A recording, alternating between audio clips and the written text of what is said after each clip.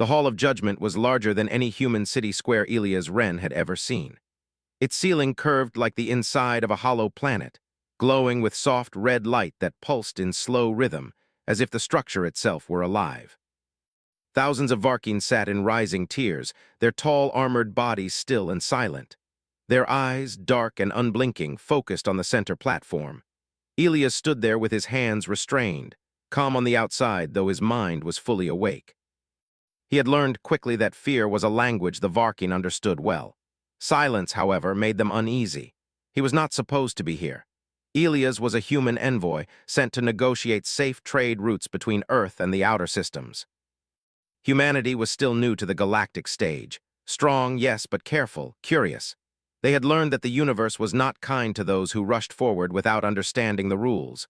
The Varkin Dominion ruled this sector. Their rule was simple. Power decided everything. Mercy was considered a flaw. Survival came from proving value again and again, even if it meant losing parts of oneself. Elias had known the talks would be dangerous. What he did not expect was betrayal so open and cold. The negotiations had barely begun when the Varkin leaders accused him of spying. Evidence was weak, almost careless, but that did not matter.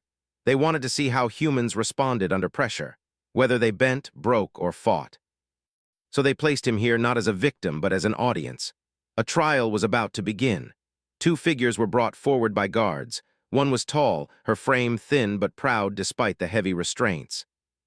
Her skin was a dull silver blue, marked with scars that spoke of long years of labor. Her crest trembled slightly, not from fear, but from exhaustion. Beside her walked a child. The boy was small even by Varkin standards. His steps were uneven.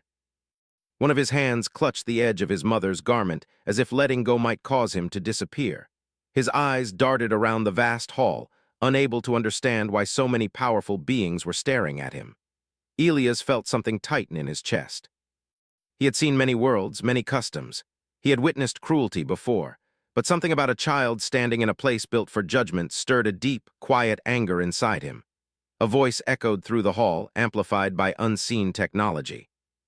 It belonged to one of the Dominion judges, an elder whose armor was etched with symbols of past conquests. "T-Resser of the Third Labor Caste," the judge said, "you stand accused of sabotage against Dominion supply lines. Your actions resulted in delay, inefficiency, and loss of authority." T-Ressa lifted her head. "I accept the charge," she said. Her voice was steady. A murmur passed through the crowd. Confession without resistance was admired.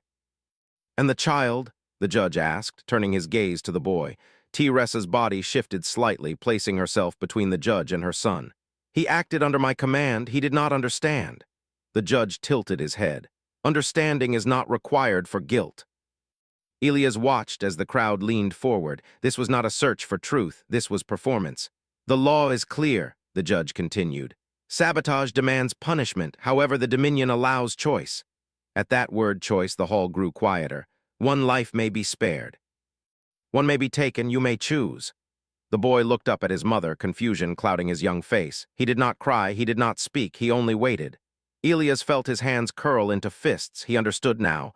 This was not justice. It was theater, a lesson.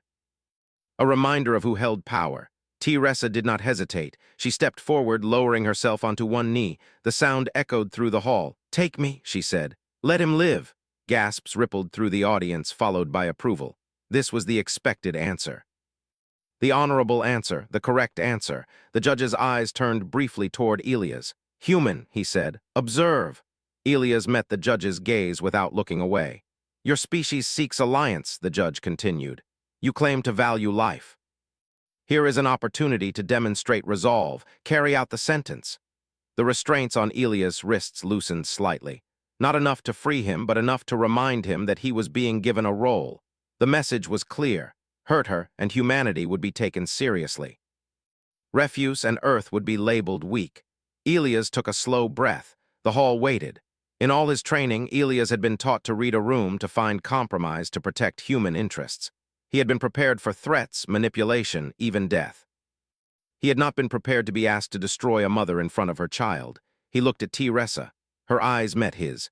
There was no anger there, no accusation, only acceptance. She had already decided her fate. In her world, this was love. The boy's gaze shifted to Elias, curious and frightened. Something deep inside Elias settled into place. "No," he said. The word was quiet, but it carried. The judge blinked. "Clarify." "I will not do this," Elias said. "I will not harm her. I will not harm the child." A low sound rolled through the hall. Confusion, disbelief. The judge's tone sharpened. "You misunderstand your position." "I understand it clearly," Elias replied. "You believe strength is proven by forcing impossible choices. We do not." The judge rose from his seat. "Then you choose weakness."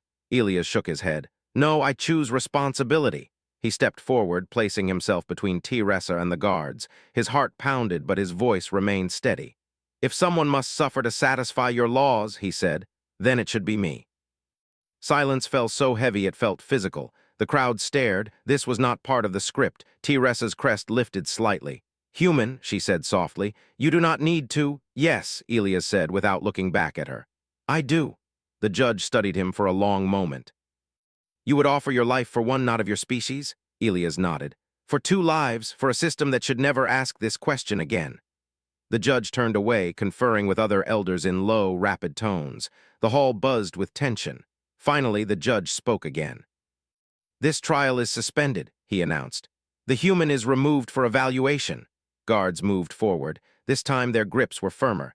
As Elias was led away, he looked back once. Teresa held her son tightly now. Her eyes followed Elias with something new in them, not hope. Not fear, confusion. The boy raised one small hand, not knowing why. The doors closed behind Elias with a sound like final judgment. Deep within the Dominion complex, Elias was placed in a chamber of smooth, black stone. No chains, no pain, just isolation. Observers watched from behind invisible barriers. They recorded his breathing, his posture, the small movements of his eyes. They expected panic, anger, regret. Elias sat calmly. He thought of Earth, of crowded streets, imperfect systems, loud debates. Of humans arguing endlessly about right and wrong, yet still standing up when it mattered. He wondered if the Dominion understood what they had just seen. Outside the chamber, whispers spread. A human had refused power. A human had refused fear. A human had chosen no one should be broken to prove strength. And for the first time in generations, the Dominion did not know what that meant. The part ends as Elias closes his eyes, unaware that his single word, "no," has begun to fracture an empire built on obedience. The chamber where Elias Wren was kept had no doors that he could see. The walls were smooth and dark, reflecting no light, yet the space was never fully black. A soft glow came from nowhere and everywhere at once.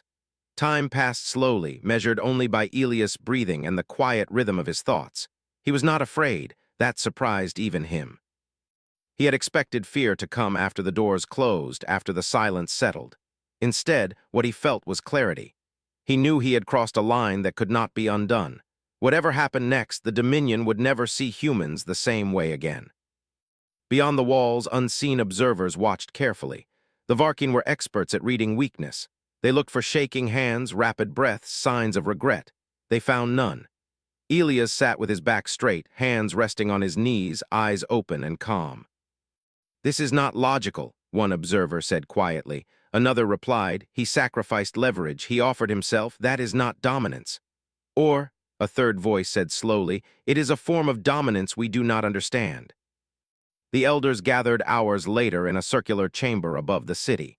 From there, they could see the vast structures of the Dominion stretching into the distance.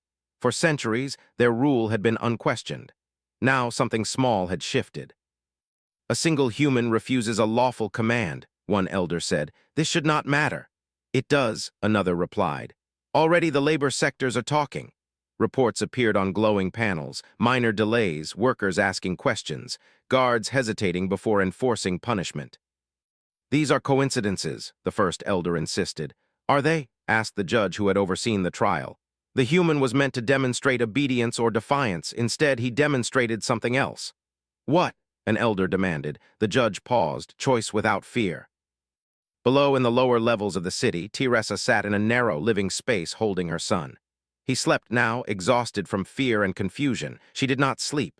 Her mind replayed the moment again and again. The human stepping forward, the refusal, the calm voice. No one had ever done that for her. Among her people, sacrifice was expected. Love meant loss.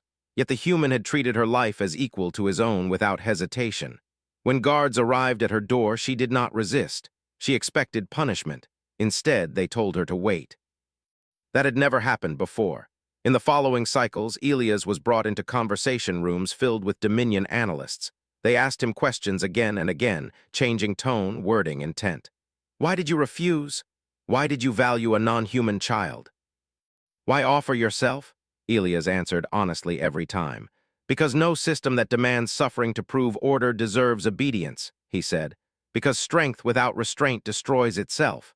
Because if I accepted your rules, I would become what you believe us to be. The analysts struggled. Humans did not fit their models, fear did not control them, rewards did not tempt them easily, threats did not bend them the way expected. Worse, Elias spoke to them as equals. He asked questions in return. How many of your people believe this system can change? How many follow the law because they agree, not because they fear? Some analysts stopped answering, others listened. Information spread quietly. Elias was allowed access to basic systems to explain human trade methods, cooperation networks, shared responsibility models. The Dominion believed this harmless. They did not understand that ideas were more powerful than force. Technicians began to talk. Workers began to think. If humans could refuse and still stand, why couldn't they? The first real warning came when a supply hub reported a shutdown, not from damage but from coordinated refusal. The workers simply stopped. We will not continue until the labor-child policies are reviewed, they said.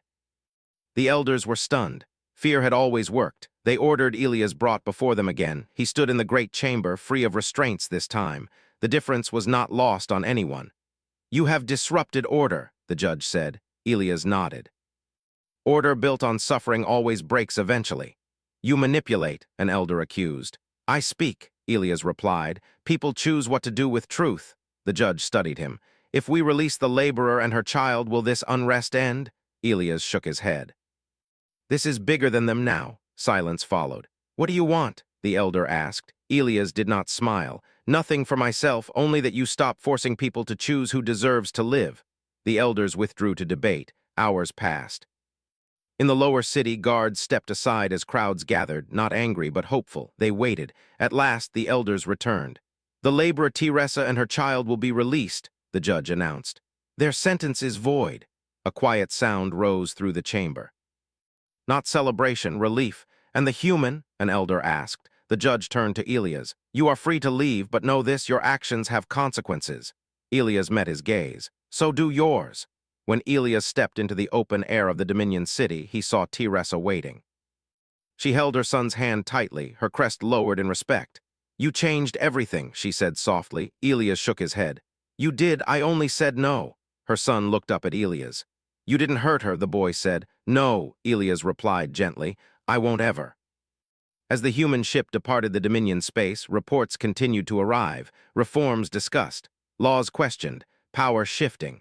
An elder watched the stars and spoke words never recorded before. Beware a species that refuses to harm the innocent, he said. They cannot be ruled by fear. Far away, Elias returned to Earth. He did not speak of victory, he spoke of responsibility. Humanity had not conquered the Dominion. It had shown another way to stand, and the galaxy had noticed.